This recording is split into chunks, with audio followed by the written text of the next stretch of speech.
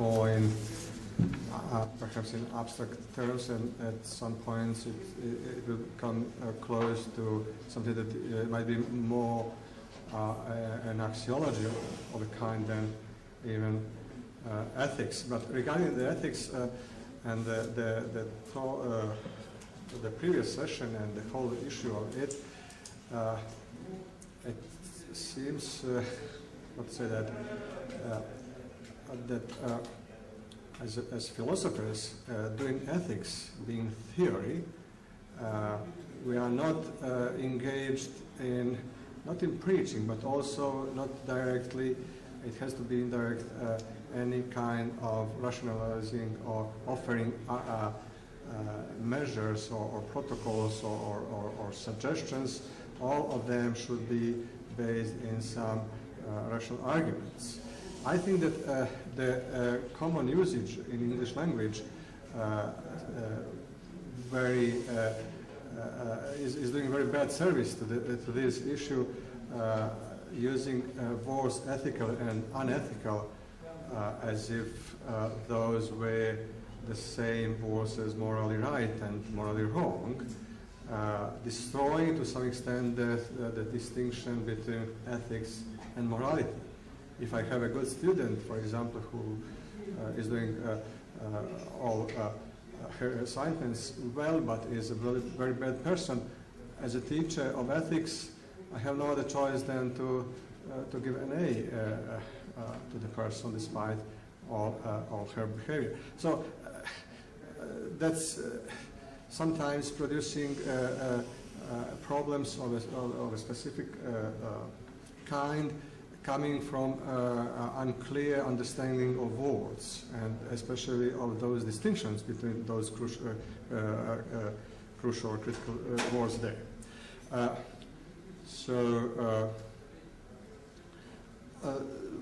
The question is actually what philosophy can contribute to the debate, and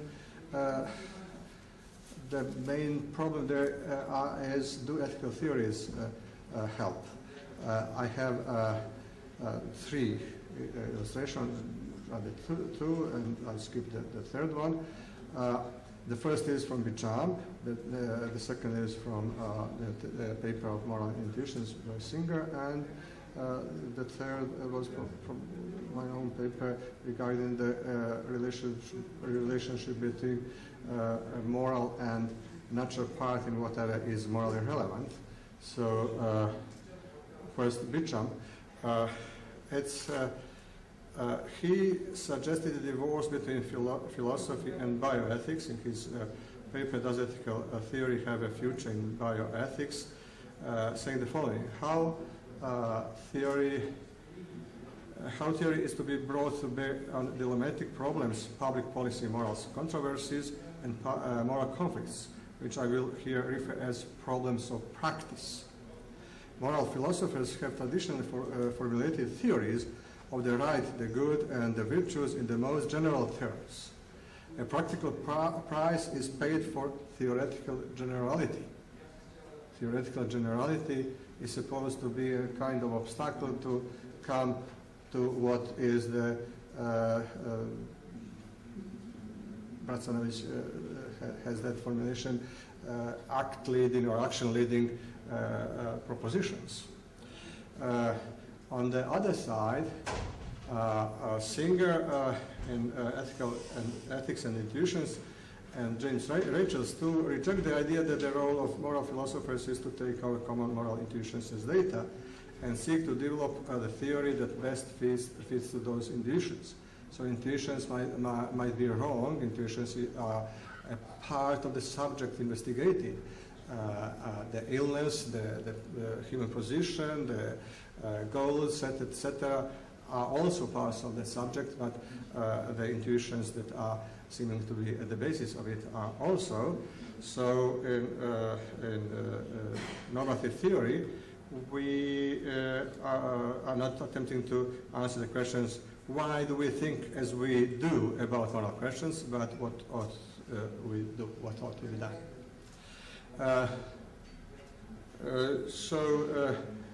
I had in a paper of mine scheme making this distinction between what's real, natural, and what's the point.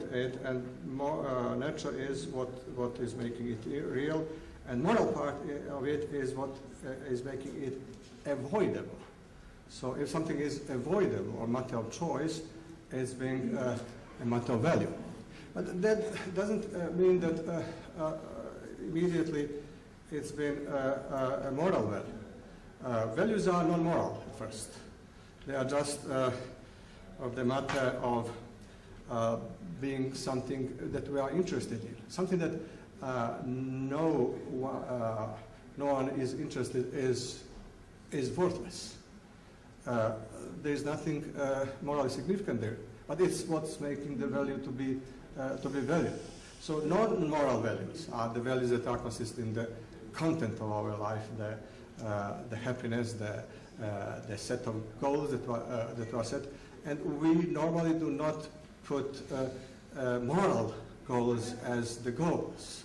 We are not doing what we are doing for the purpose of being moral, but on the contrary, in what we are doing, we should be moral. So morality is the principle which might be taken as a specific criterion of evaluation that is distinctly different from all other value criteria. I think it's the universal respect, which as a relation has that reflexivity nature. I cannot respect others without respecting myself, because if doing that would be servility. I couldn't respect myself without respecting others. It would be arrogance. So it has to be universal, and I'll come back to this universal issue. So that's what's making, for example, humiliation to be a moral concept, while suffering is not prima facie moral concept. Or to be more precise, it's only to the extent in which it's deliberately produced. It's something avoidable. So we have two distinctive features of morality: primacy and non-tolerance, which as features are absent in the rest of the realm of values. The values are being the matter of our interestedness, implying tolerance because others might have another personal or political or whatever kind of goals, and the tolerance implying that there is there's always a possibility that there are differences. In morality, we have the principle of primacy, requiring that moral values are coming in the before. They are stronger than any other kind of value. So that's what's making them distinct. And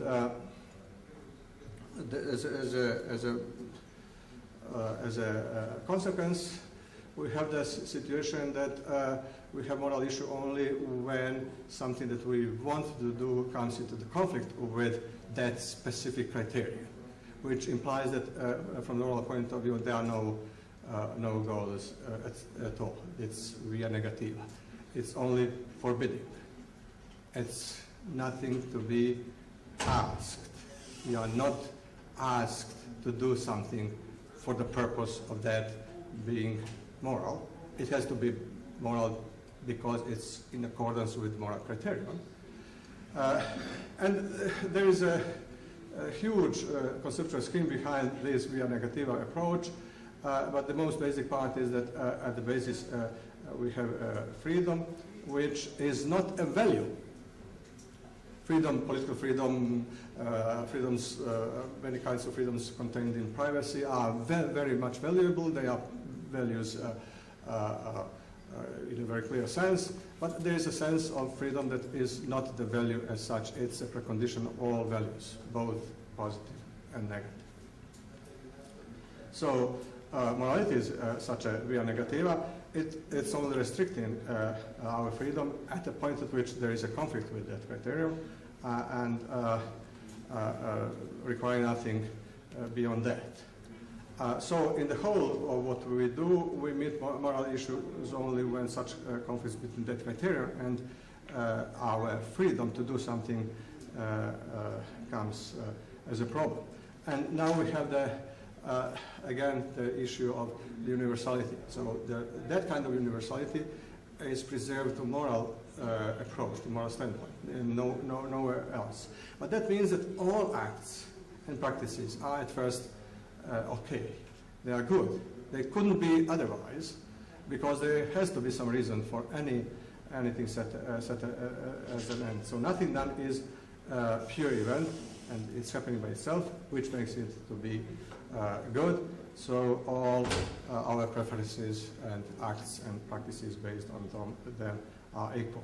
So at first everything is justified and allowed, which implies a kind of asymmetry between the scheme of justifying prohibition and allowing prohibition, and that's kind of there is an important asymmetry there.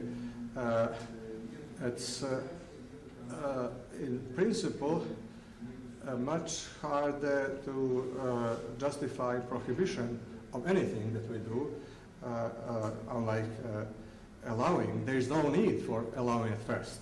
That may be only after some prohibition has been established, and then on the basis of that prohibition, allow something as a kind of exception. So this can be shown very effectively. We compare these two sentences. Yeah, the first. Nothing should be prohibited except what has to be on the basis of some good reasons. And the second, nothing should be allowed. There is some interesting issues here in Aristotle, which at some points incline to the second, but it's ridiculous. Ridiculous. Nothing should be allowed except what has to be on the basis of some good reason. They seem to be symmetrical. That normative asymmetry necessarily contained in the principle of universality gives the primacy to the first and makes impossible to the second. And now I am skipping some of those. The first we may call liberal. Some of those further issues. I would only say that the second formulation of the same principle, which seems to be equal to the first in that symmetrical way, would destroy any freedom. So that principle preserves the equality of all preferences. We have had the example of killing, so I may omit that though at first killing is justified in a desire to kill someone, but there are strong enough reasons to forbid it. And at the third level, it may be allowed as a kind of exception in let's say, mercy killing. This is important because it's avoiding moral conformism, which is a kind of moralism, which is very dangerous actually, because it comes in many disguised and hidden ways and destroys the application of moral criterion, replacing it with codes that Nenad mentioned earlier, or legal measures or laws or whatever they might be, but all those might change, they might be different, etc. Paternalism, which is a huge issue there, and it's avoiding a progressistic fallacy, which might be connected with the issue of enhancement and issue of mere persons. From this point of view, there is no such an option to treat some persons in a different value, being valuable as persons more than some other persons. There are many differences in persons, in efficiency, in success, in achievements, etc. But from the moral point of view, and there is a very fine formulation of that in Kant, moral perfection of others is not our legitimate moral concerns. It's actually forbidden among. So I'm now coming to the main part. Freedom, I define freedom as the capacity to set goals and attempt to realize them. And realizability depends on two moments. One is the essence of those, the means to realize the ends set, and the other is the availability. The essence of the means doesn't depend on us. They exist or not exist. They are maybe not discovered as of yet by us, disguised in a hidden way, okay, somewhere in the structure of the reality, but availability is the matter of knowledge. And now I have the enhancement, which is a natural part, meaning that enhancement I have to skip most of the rest. Enhancement, the value of the enhancement is entirely instrumental. Correcting freedom and the life, which is the activity of what the freedom makes possible, activity of setting ends, freedom making that possible. So that has obvious connections with identity. There has to be some who is there to take responsibility for the consequences. The consequences are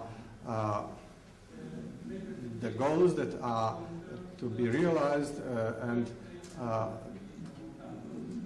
now I have to conclude in a minute or two and skip the most important part of the finality, meaning the distinction between unchosen and chosen parts.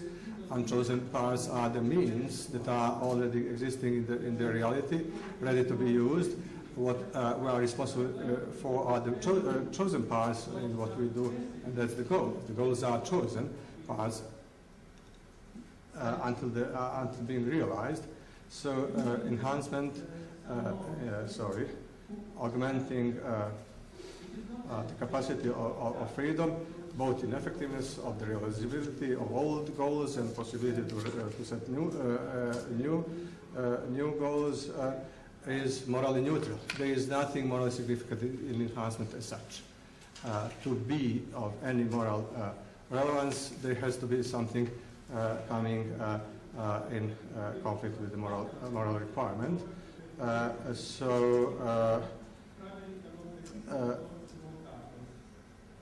The moral value has to come as the byproduct of what we do. I am skipping also the equality issue, which is raised as a big issue in enhancement by putting question that the affordability and approach making discrimination, etc. But nothing of that is of real moral importance, because equality is just the minimum required. So the only limitation there is the very essence of the freedom. At that point, if enhancement would endanger the very possibility of the freedom, at that point it would become something more than something really bad or evil. Otherwise, it's always to be taken as prima facie good, and anything that has to be in terms of blame or in negative terms has to be proved, being a technique. So the goal is not perfection, it's improvement. That's from the canon. The final goal is to gather some control of our future time, and the enhancement is contributing to that. The purpose of the freedom is controlling the future time, our future time, and enhancement is one of those means that are contributing to our control of the future time. Okay, I think that's it. Thank you. Thank you. Okay, let's take two questions to start with and see how we go with time. There's one at the back, and there's Tom, and then we have to see how much time is left. So you say at the beginning that there's always a prima facie, something prima facie good about whatever somebody does, right? That sounds kind of implausible in some cases. So I mean, you can imagine somebody plans to kill and murder and torture his neighbor, right? And say, okay, there's reasons against that, sure, it's wrong, but there's still some something prima facie good about that decision to kill and torture. And this just seems rather implausible that decision itself, independent of the pleasure gain system, the decision itself could be intrinsically good. It sounds like the sort of if you say that. I'm not talking in those terms at all. For example, if you say that happiness is good, as Peter Singer yesterday said, I'm not agreeing with him in many ways and many items, but that one is true. If happiness is good, and it is good, you have to have that a happy poisoner is the poisoner who is effective and in realizing poisoning. So the matter, if poisoning is good, in some other sense, is right choice to or right decision to be made, is quite different issue. At first, anything having a reason has to be taken equal to be able to start from a firm and good starting position. And then, only later, you have to evaluate anything to say it's wrong. You cannot say in advance that something is wrong. That's the point. But that's perhaps more matter of connection between moral epistemology and ethics stricto sensu. But it's good because it's giving the position. If you start from, you can clear the notions, the concept in a more efficient way. Tom, please. You didn't have a question. Okay. Just a short one. You subscribe to the doctrine of overridingness of morality.